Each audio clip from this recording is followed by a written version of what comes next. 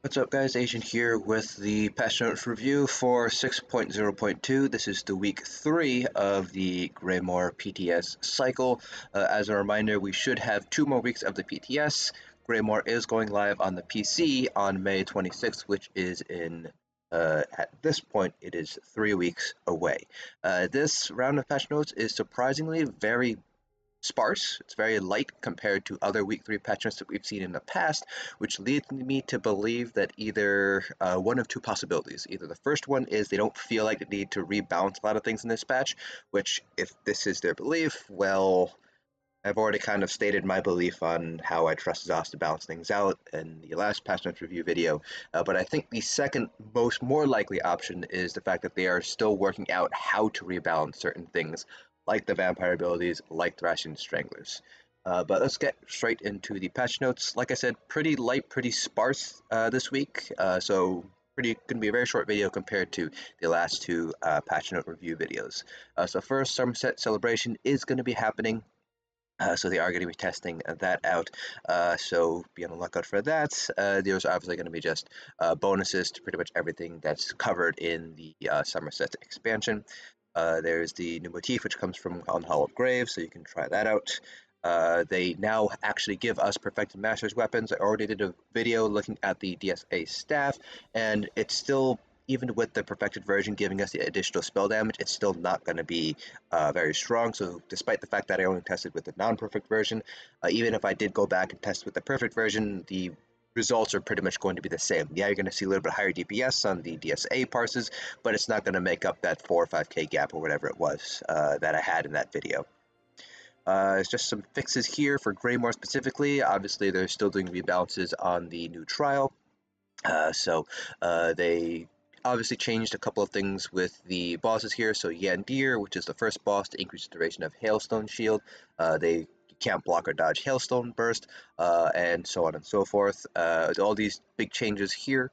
Those of you guys who have been doing Kind's Aegis on the PTS, you guys can now go in and try out these new changes here, see whether it makes the trial more difficult or less difficult. I am personally still raiding on the live server right now, trying to get Godslayer, so I have not actually touched Kind's Aegis yet, so I can't tell you exactly what these abilities are or how it might impact the difficulty of the overall trial. Email. Uh, Otherwise, not much here in terms of antiquities. This is just a bunch of different issue fixes here and there. The actual changes to the antiquity sets would be under itemizations changes here. Beyond that, not much else in the Greymoor cycle. Storm fixed an issue. Somerset, they fixed an issue here. Common in gameplay is what we're really focusing in on. For Nightshade, Veiled Strike, this ability in its morphs now stun and sets targets off balance when used from the flank of an enemy rather than when you are stealth or invisible. This change was done to offset the loss of the ability to activate this portion of the attack, with the most recent fixes to heavy attacks properly breaking invisibility. So Veiled Strike, I believe, is Surprise Attack or Concealed Weapon, I want to say, is the other morph. I don't exactly, I think it's that ability. So it's the first ability on the Shadows line. I'm pretty sure it's that way. It could not be it. But this should make things, I actually don't know if this will change a lot in PvP. I have a feeling that this is not an ability that's, I don't know, I don't really PvP enough to know. So for those guys who do PvP on a Nightblade, you can probably tell me whether this change is significant or not for you guys. Fixed an issue with Charm Acceleration. Fixed a few issues with the Werewolf, some Werewolf transformation with the Pack Leader morph. Itemization and item sets, Bloodlord's Embrace. So this is one of the mythic items. This is the heavy chest item. Now grants 1535 match go and it procs up from 685. So this will be stronger for targets who do not proc frequently, while still ensuring it grants a sizable return for those who block off the quarter-second cost cooldown. I've already talked about this set bonus already, and it's really not going to be all that useful for PvE tanks because we already have balance for our magical sustain, so not that big of a change. It's a buff, but still not really going to be used. Doesn't really warrant being used still. Malakat's Band of Brutality, this is another mythic item, no longer allows arterial burst to critically strike.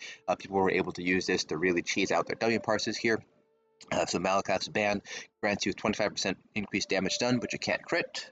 So more for PvP, less for PvE, because critting is very important in PvP or PvE for DPS. Merciless Charge now continuously activates from Stampede throughout the bar swap. Spectral Cloak now persists its refresh capabilities while bar swapping. They are going to monitor how this affects total power, and they'll address it accordingly. So they might revert this if it ends up being too strong. But with this change, the Black Rose Prison dual wield might actually be very powerful on the front bar. I will go back and do some tests here on different classes to kind of see how the Black Rose Prison dual wield will play out.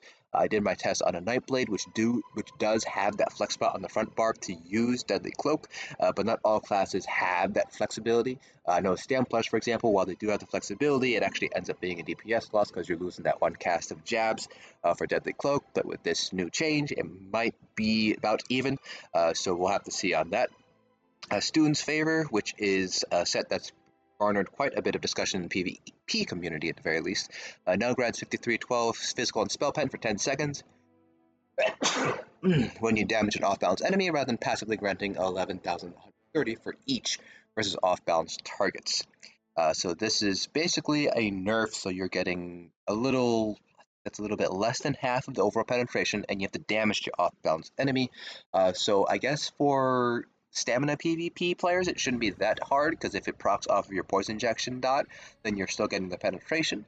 But it is definitely going to be this is going to be a little bit weaker, I think. Again, I don't really PvP enough to know how often you're off-balancing enemies and all that damage stuff, but it does seem like it's a good nerf overall. People were complaining that this is a really strong set for PvP, as it currently was, so this change will hopefully bring it down. Thrassian Stranglers now decreases healing taken and your damage shields by 2% per stack as well to increase the risk of constantly playing at high stacks. They just give us a reminder here of the opt-out mechanic by crouching or going invisible. They also added additional layers of security to the set to prevent gaining additional bonuses if you somehow bypass the 20 stack cap. So they're just fixing bugs probably. So surprising that they didn't change the actual spell damage bonus that you're getting from Thrassian Stranglers. Maybe they think that it's balanced enough, but I've already sort of given my thoughts on Thrassian Stranglers. There's really no need to take up 5 more minutes of this video to kind of re-explain those thoughts. But basically, Thrassian Stranglers is going to widen the skill gap between high-end players and casual players. So I hope they change it beyond just the damage shields are 2% less effective per stack, because that's not really addressing the big problem, which is, the fact that high-end players are capable of getting much higher spell damage than lower-end players. Rolls Command and Perfected Rolls Command now affects 12 targets, up from 6. This is the major Aegis heavy set from Kind's Aegis. Just because it affects 12 targets doesn't make it any more useful, so it's still going to be a decon set. Winter's Respite now functions properly with Necromancer Tethers and Zons. There was an issue where if the set procced Burning, the damage increase would also apply to the Burning Sass effect. That's fixed, so Zon Parses should see a small decrease in overall DPS, but it should still be the strongest Martial Helm set right now for magic DPS if you're able to get it to proc. But that's pretty much it. Everything else is pretty much just sort of fixes, visual fixes, animation fixes, things like that. So overall, again, very sparse week 3 patch notes compared to previous PTS cycles, which leads me to believe that next week, week 4, we're probably going to see a much larger shift in balance changes. My personal belief is that they are taking more time to re-examine how to rebalance things, so they're not going to be an over nerf or an over buff, for example. Rather than thinking that this patch balance is currently good as is, because I can tell you right now, it is certainly not good as is. But that pretty much covers it for this video. As usual, link in the description below to the full PTS patch notes if you guys want to check out non-combat related changes. Hope you guys enjoyed. In terms of this week's videos, I am going to take a look at the new and improved Monster Helm sets, particularly in Narayanath. Not really going to take a look too much at Scoria because the one piece really isn't that much of a DPS gain. So really going to be taking a look at Narayanath, really. But beyond that, not really much else to test here. I was hoping for more changes so I'd be able to do more testing, but it doesn't really seem like there's much here. So probably just going to be the Narayanath video. There might be a few more videos coming out, depending on what sort of ideas I'm seeing on the ESO from the ESO community for things they want to test out, but mainly it's just going to be an around death video. It's probably going to come out towards the middle of the week. Hope you guys enjoyed, and I'll see you guys in the next dungeon.